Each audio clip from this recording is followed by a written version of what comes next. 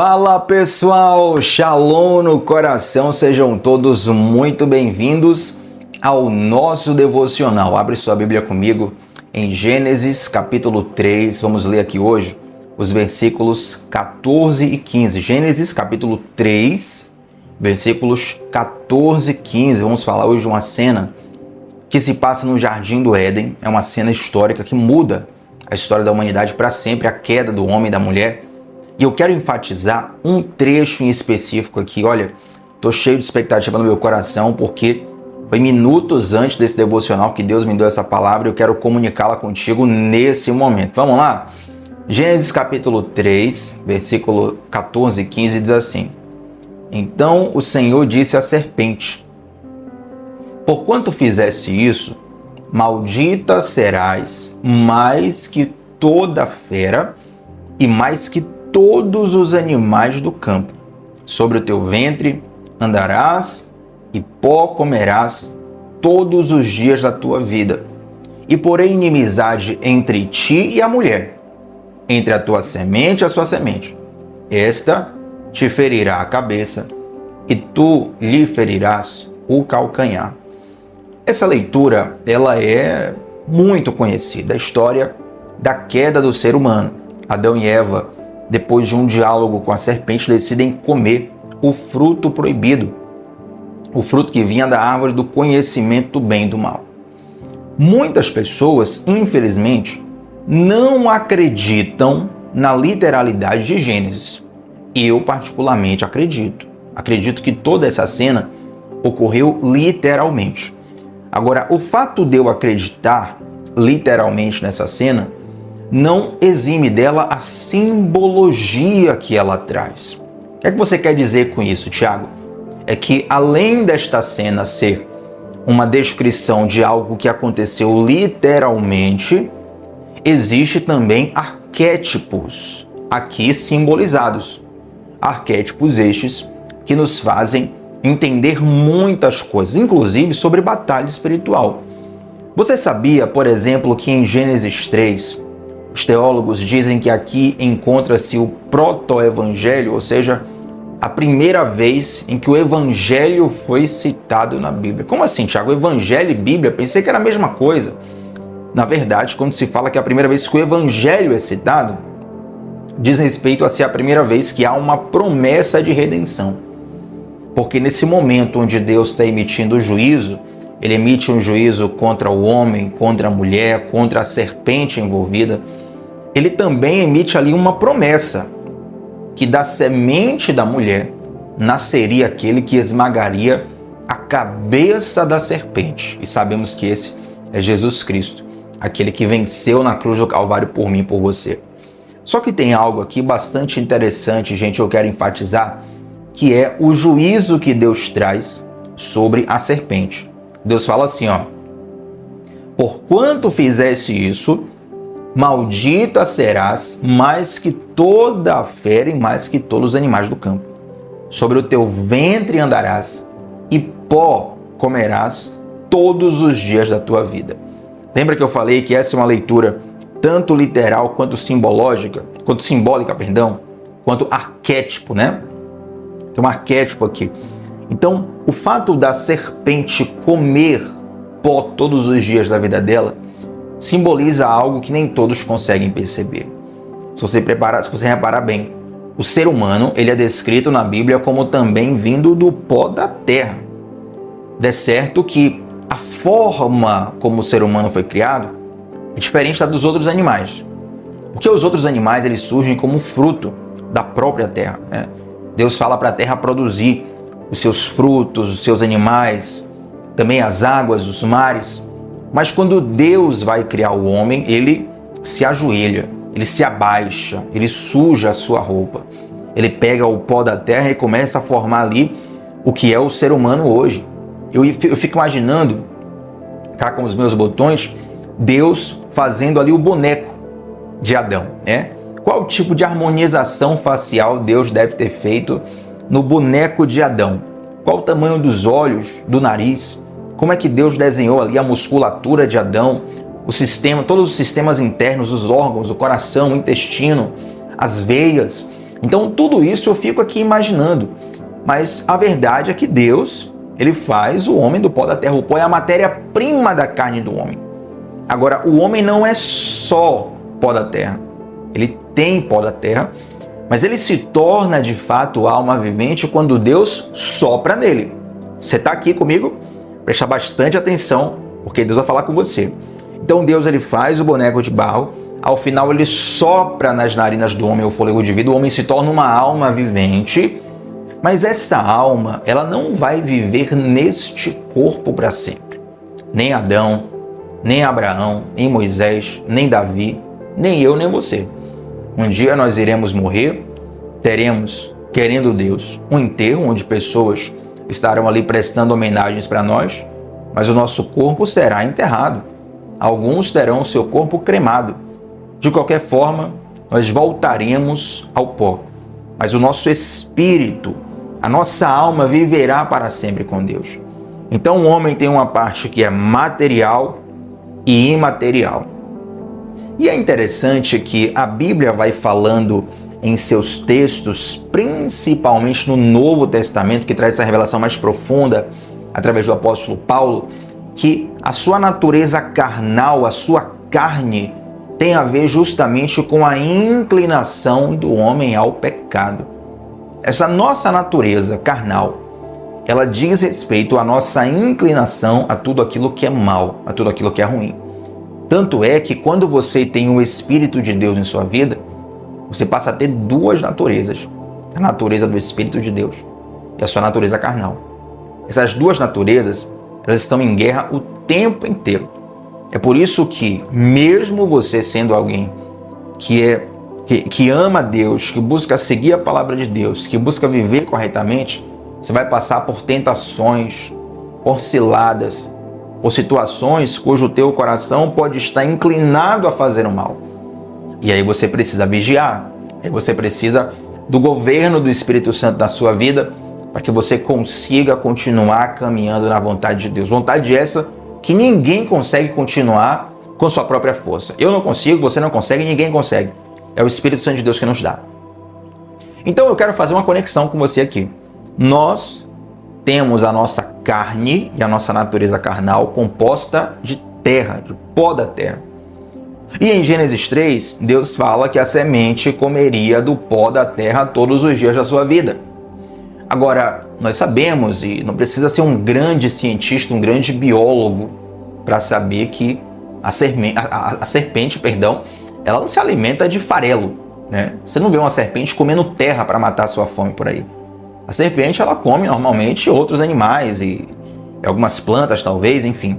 Inclusive seres humanos. Tem alguns tipos de serpentes que elas podem matar e até comer o corpo do ser humano, um ser humano inteiro. Quem vive em fazenda tem espécies de cobra, né, que mata bois, mata animais selvagens. As variadas espécies de serpentes, elas são realmente muito astutas, né, e fortes, sim, no seu combate na natureza.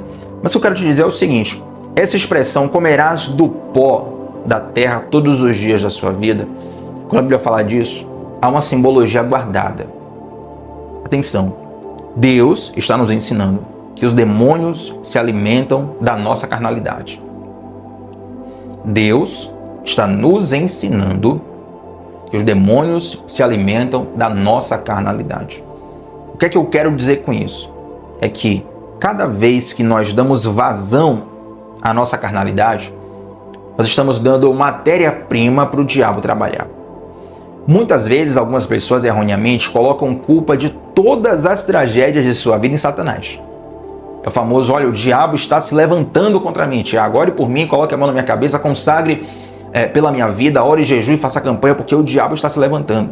Gente, sim, o diabo ele é poderoso, o inferno ele é poderoso, mas o Deus que eu e você servimos, ele é todo poderoso.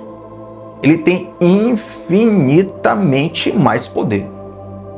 Algumas pessoas acham que uma luta entre Deus e o diabo seria como uma disputa de Brasil e Argentina, um grande clássico equilibrado. Ai meu Deus, não sei quem vai ganhar. Não. Deus é infinitamente mais forte do que Satanás. Deus ele é tão maior, ele é tão mais forte, ele é tão mais poderoso, Porque eu não sei se você parou para reparar, mas Deus é o criador de Satanás. É claro que Satanás é uma figura caída, né? Uma criação que está caída, está distorcida pelos seus erros e suas falhas. Mas Deus, ele é muito maior, mais poderoso e mais forte que Satanás. Então, normalmente, essa terceirização das crises da nossa vida para o diabo, né? Isso aqui é culpa do diabo. Normalmente, nem sempre, eu sei que tem casos e casos, mas normalmente é uma tentativa nossa de terceirização da nossa responsabilidade. Deixa eu perguntar para você, uma pergunta bem capciosa. Você acha que Satanás se levantou mais contra a sua vida ou contra a vida de Jesus? O que é mais importante na história? Você acha que Satanás se levantou mais contra a sua vida ou contra a vida de Jesus? Você acha que os demônios mais fortes estão envolvidos em fazer você atrasar o boleto da sua casa? Ou em atrapalhar o ministério de Jesus na Terra quando ele estava aqui há 2000 anos atrás? Você acha que os super demônios, os principados, as potestades, aqueles da mais alta hierarquia, Tiago, demônio tem hierarquia? Com certeza, demônio tem, anjo tem, o reino dos céus tem, o reino das trevas tem. Não é o tema desse devocional, mas um dia eu falo isso com você.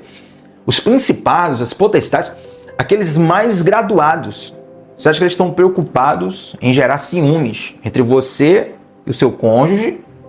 Ou mais preocupados em ter atrapalhado o ministério de Paulo, o ministério de Pedro, o ministério de grandes homens e mulheres de Deus que impactaram a história durante muitos anos e ainda impactam? Eu estou te fazendo essa pergunta justamente para te provocar o seguinte. Muitas vezes, gente, nós achamos que a ação de Satanás contra nós é tão forte que a gente não pode fazer nada.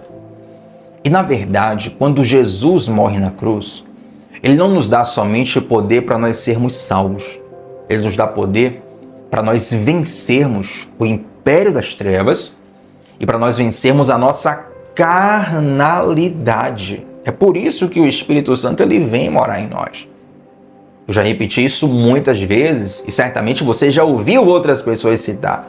Mas nunca é demais repetir que Deus não enviou Jesus apenas para te livrar do inferno. Deus, ele enviou Jesus na cruz para que nós tivéssemos uma transformação, uma reeducação nessa vida. Então não é mais Tiago que ia para o inferno e agora vai para o céu. É Tiago que tinha um inferno na sua alma e agora tem um paraíso dentro de si. É um Tiago que era escravizado e agora é livre.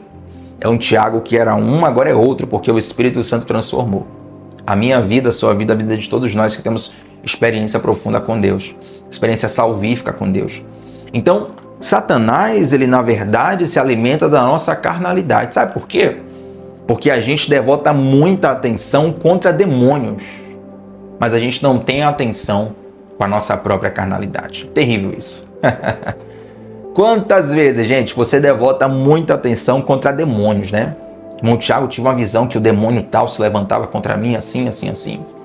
E que fazia um trabalho contra a minha vida assim. E que não sei quem me invejou e a inveja está bloqueando eu avançar na vida, vencer no trabalho, ser promovido, isso, gente. Pelo amor de Deus. Isso é o mínimo do mínimo. Se você conhecesse de fato o poder de Deus. E olha, não estou dizendo que trabalhos malignos, que demônios não afetem nada. Tem sim uma questão, mas é muito menos do que a gente imagina. O que de fato é desafiador para nós é vencer a nossa carnalidade. Porque a carnalidade, basicamente, é um grito da nossa alma dizendo: resolva do seu jeito. Isso é carnalidade. Resolva do seu jeito. Quando do outro lado, Deus está tentando te dizer: a melhor forma de resolver isso é do meu jeito. Por isso que quando alguém nos fere, alguém nos machuca, a nossa carnalidade rapidamente clama por vingança. A vingança é uma tentativa da gente resolver do nosso jeito. Você não pode deixar alguém falar assim com você. Você não pode deixar alguém te machucar dessa forma. Você não pode se permitir, é um absurdo essa injustiça que fizeram com você. Devolva na mesma moeda. A nossa alma grita isso. Quando nós damos vazão para essa carnalidade, quem lembra da lei do segundo pensamento? Que eu ensinei aqui devocionais atrás? A lei do segundo pensamento. O primeiro pensamento é sugestão, você não consegue controlar. O segundo pensamento é dar vazão, é você aceitar a sugestão. Quando a tua carne sugere isso, você aceita isso, opa, aí agora você tem matéria-prima para os demônios trabalharem. Por quê? Porque a serpente se alimenta do pó da terra. Acho até engraçado, abrir um parênteses, que o pastor Fábio Coelho, né, muito sábio, homem de Deus, ele fala, ele brincando obviamente, tá gente? A gente ficava sério, mas brincando, ele diz assim, olha, essa serpente que come do pó da terra, ela comeu tanto durante a história que em Gênesis ela é só uma serpente, uma cobra rastejante. No Apocalipse já é um grande dragão. Então fala que essa serpente engordou nessa dieta de comer do pó da terra, comer da nossa carnalidade. De fato, às vezes a gente está engordando o demônio, gente. A gente está dando para eles alimento, matéria-prima para eles trabalharem. Quando você dá vazão à sua carne, você dá matéria-prima para que Satanás e seus demônios trabalhem na sua vida. Não é contra a sua vida só, é na sua vida, através da sua vida. Às vezes a gente acha, por exemplo, que possessão demoníaca é só quando a pessoa está ali ajoelhada, acorrentada, né? Revira os olhos, muda a face, muda a voz. Não quero. Não. Às vezes, a possessão demoníaca se esconde por trás de um rosto que é simpático. Se esconde atrás de uma face, de um semblante que ninguém diz que a pessoa está possuída. Quando você vai na Bíblia e lê, por exemplo, Jesus expulsando demônios em Gadara, aquele demônio que fala assim, meu nome é Legião, porque somos muitos. Você vê ali uma figura completamente degradante. A Bíblia fala que aquele homem que estava possesso, ele andava nu, ele vivia em cemitérios, ele estava de um jeito completamente degradante. Mas a Bíblia também diz que na última ceia, onde todos os discípulos ali estavam, inclusive Judas, Jesus estava ceando, comendo, bebendo, aconselhando e discipulando os 12. E a Bíblia fala que Judas simplesmente sai. Normalmente a Bíblia diz assim, Satanás entrou nele. Sabe o que ele foi fazer? Ele não foi rosnar na frente de uma igreja. Tô possuído. Não. Ele foi lá negociar. Olha, vocês querem prender Jesus? 30 moedas de prata, eu entrego vocês para ele. Eu vou mais. Eu falo para vocês onde ele está. E eu vou com vocês e eu vou beijá-lo. O cara que eu beijar é Jesus. Pode prender ele. Toda uma arquitetura de traição, de entrega, feita por alguém que o semblante você jamais diria que estava possesso. A Bíblia fala que Satanás entrou nele. Percebe? A nossa carnalidade, quando nós damos vazão para ela, nós estamos dando matéria-prima para Satanás trabalhar. Tiago, por que uma palavra como essa, tão pesada, num devocional matinal? Porque nem tudo é só chave de vitória. Na verdade, essa palavra é uma chave de vitória. Mas nem tudo é um discurso triunfalista. Nem tudo é uma dose de você vai vencer, você vai ser abençoado, Deus vai te dar isso, Deus vai te dar aquilo. E eu sou quem mais deseja que Deus te abençoe, te prospere. Meu irmão, que você enriqueça em nome de Jesus, que você se case em nome de Jesus, que tua casa tenha saúde em nome de Jesus, que você vença na vida em nome de Jesus. Eu estou torcendo por você, celebrando suas vitórias. Mas a gente não pode desprezar esse papel discipulador que a palavra tem, que é nos chamar a atenção para o que de fato está acontecendo. E quando a sua carne, a sua mente, ouve uma mensagem como essa, e já sente uma certa rejeição, né? Já sente uma certa carência de bênçãos. Tiago, cadê a bênção que você vai profetizar em minha vida? Quando você já sente essa falta, significa que você está muito carnal. E por mais, como diz o outro, né? Por mais incresça que parível, por mais incrível que pareça, a carnalidade, ela se revela na mentalidade. A sua carnalidade, ela não se revela no seu braço, na sua mão. Olha, Tiago, minha carnalidade está aqui nos 5 dedos da mão. Não, não, é isso. Não, Tiago, a carnalidade está aqui na minha barba, das minhas orelhas. Não, não. A carnalidade, muitas vezes, ela se revela aqui, na sua mentalidade. Nós temos a mente de Cristo. A palavra de Deus diz isso. Quando a Bíblia diz que a palavra de Deus, quando a palavra de Deus diz que nós temos a mente de Cristo, não significa que eu sei de todas as coisas como Cristo sabe. Porque Cristo sabe o que você está pensando agora mesmo, eu não sei. Cristo conhece todos os meus pensamentos, nem eu conheço. Cristo conhece todos os segredos da ciência, eu não conheço. Quando a Bíblia fala que nós temos a mente de Cristo, a Bíblia está nos dizendo que Deus, através do seu Espírito, nos capacita a vivermos além de uma mentalidade carnal. Além de uma mentalidade que é escrava de uma natureza caída. O que é uma natureza caída? Repetindo para você que chegou depois, mas sempre, você que chega depois aqui no devocional, volta sempre do início, porque cada detalhe é importante para você aprender. Mas vamos lá, terminando o devocional. O que é que eu disse que é a natureza carnal? Basicamente é um grito da sua alma dizendo: resolva do seu jeito, viva da sua forma, faça o que te dá prazer, faça o que você quiser. Mas Jesus, ele vem para nos libertar do inferno, para nos libertar dos demônios, para nos libertar do mal, para nos libertar de nós mesmos. Todas as vezes que nós damos vazão à nossa carnalidade, nós estamos dando matéria-prima para que a serpente, coma do pó da terra. Mas nesse mesmo texto, nós lemos aqui, e porém inimizade entre ti e a mulher, Gênesis 6, versículo 15, entre a tua semente e a sua semente, este te ferirá a cabeça e tu lhe ferirás o calcanhar. Esse ferir o calcanhar, essa figura aqui é de um calcanhar humano que está esmagando a cabeça de uma serpente.